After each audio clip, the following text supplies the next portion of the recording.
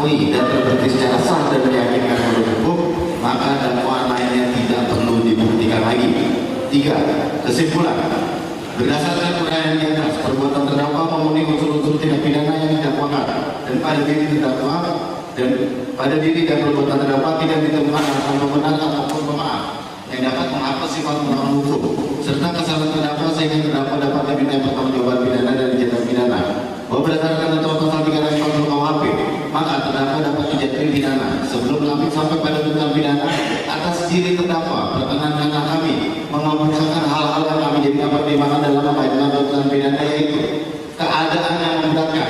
Perbuatan terdakwa telah mengakibatkan matinya anak korban Radel dan Halimah Nasution.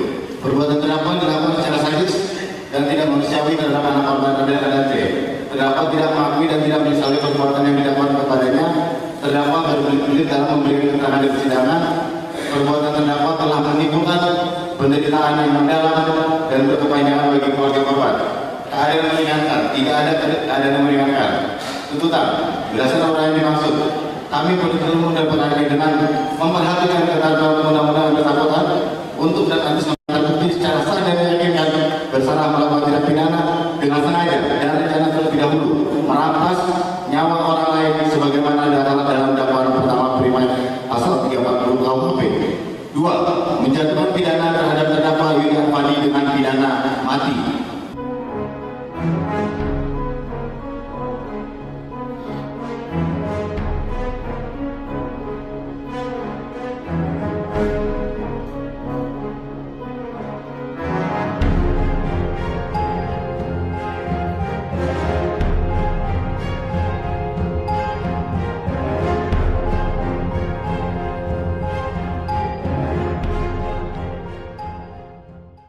Junjung tinggi prinsip jurnalisme dalam setiap tayangan terbaiknya. Menghadirkan berita bernilai sebagai referensi. Gelar bicara yang tajam. Tidak, ini kan kebohongan, Dok. Mengupas fakta demi fakta dan mendorong pencarian solusi. Serta investigasi yang mengungkap kebenaran. Rosi, Satu Meja, The Forum, Sapa Indonesia Malam. Nilu, ikuti semuanya bersama Kompas TV.